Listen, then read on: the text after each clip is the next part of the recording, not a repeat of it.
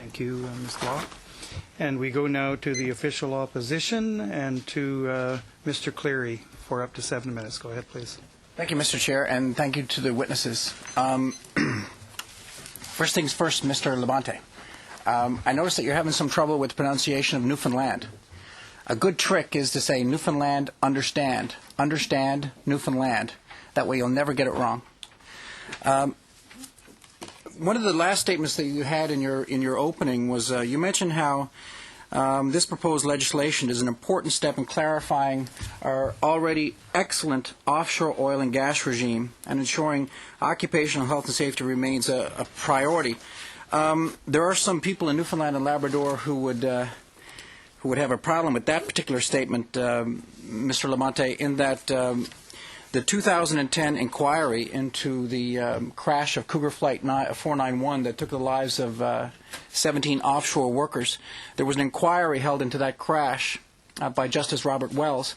And in Justice Robert Wells's words, the most important recommendation from that inquiry was recommendation number 29. And that recommendation 29 called for an independent health and safety regulator. Independent health and safety regulator. My question is, why wasn't that particular recommendation for an independent safety regulator, how come that wasn't included in this bill? Thanks for the question and the pronunciation. I'll keep that in mind. Having grown up in Central Canada, I'm always willing to learn about the new varieties and regional differences in how we pronounce things. No worries. We encounter that a lot from Central Canadians. Indeed. You would think we have an accent in Central Canada, and I would think the same for Newfoundland and Labrador. Newfoundland, understand, and Labrador. Perfect. Good. The chair will probably correct me on that in the next hour, the chair of the Newfoundland Offshore Board.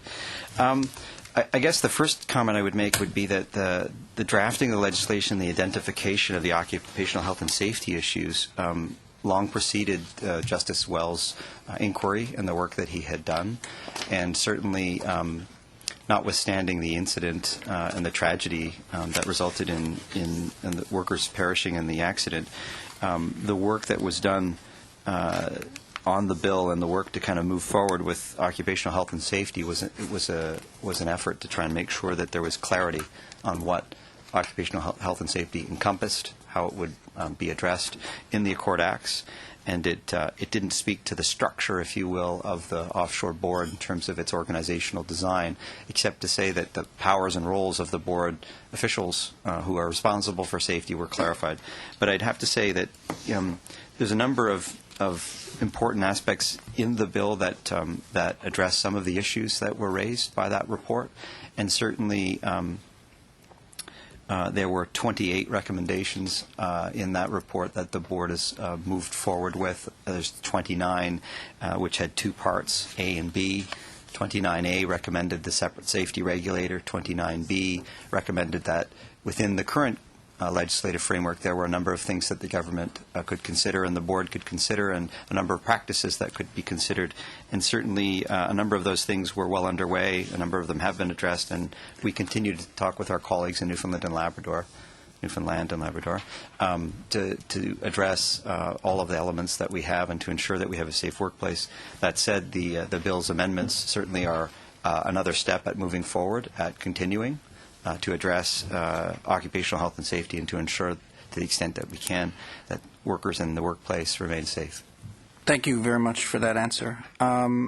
The Canada Newfoundland Labrador Offshore Petroleum Board looks after three different mandates: health and safety, it looks after the environment, it looks after industry regulation. Some people where I come from say that puts the CNLOPB in a potential conflict. You can't look after three adequately. I have trouble with the pronunciation of that word. How's that? But my question is, Kathy Dunderdale, the Premier of Newfoundland and Labrador, this comes back to my first question. She has endorsed Recommendation 29, saying that the province wants to move forward with this, but again, it comes down to the federal government and a the federal government's failure to move forward itself. So more specifically, can you tell me whether or not your department has plans to move forward with an independent safety regulator for the offshore oil industry off Newfoundland and Labrador and off Nova Scotia? I think the Premier of Newfoundland has expressed, I think a number of years ago, an interest in Recommendation 29. She didn't actually express whether it was A or B. And at the time of that expression, I think that the legislation we're speaking to was not yet tabled, nor had it been considered. And from the perspective of the federal government, I think Minister Oliver, responsible for the Department of Natural Resources, has expressed some concern about what some have termed the balkanization, or potentially the dilution of the expertise in the offshore industry should there be more than one regulator. And certainly, I think you had made statement there about the environment, industry regulation, and safety. I think that was, you had said there are three roles? Right, yeah. Correct. There are three roles that the board performs. There's the role of safety, looking at the safety of operations, and as this act would address, or this amendment would address the safety of amendment, or the amendments would propose safety of the workplace, which is one of its primary roles, and it is ultimately its most important role. The amendments proposed actually provide the chief safety officer the ability to shut down an operation. That actually cannot be overturned by the CEO. It cannot be overturned by the board itself. It can only be overturned by a provincial court judge. I'm sorry to interrupt, sir. I just got to correct you on one thing. Premier Dunderdale of Newfoundland and Labrador she was pretty straightforward, and she was pretty in coming out and saying that she agrees with Recommendation 29 insofar as the creation of an independent safety regulator. So she's been clear about that. Okay. I would defer to your statement on that particular point. But I would certainly address the question you had said about the three aspects of the board's responsibilities. But what I'd rather you get to the point is, how come the federal government has failed to date to follow through on that particular recommendation from the Wells Inquiry report?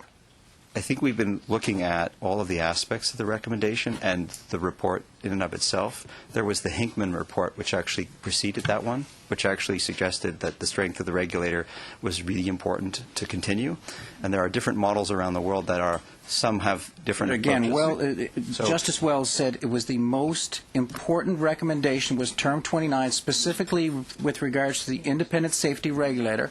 How come the federal government has failed to move on that specifically? Okay, So you're out of time, Mr. Cleary, so very short response, So I'd please. like to say we continue to look at Recommendation 29 in the broader context of these amendments, other aspects of the offshore, and the context in which the recommendations are put forward.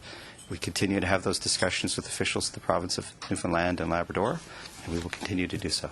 Thanks. Thank you, and thank you, Mr. Cleary.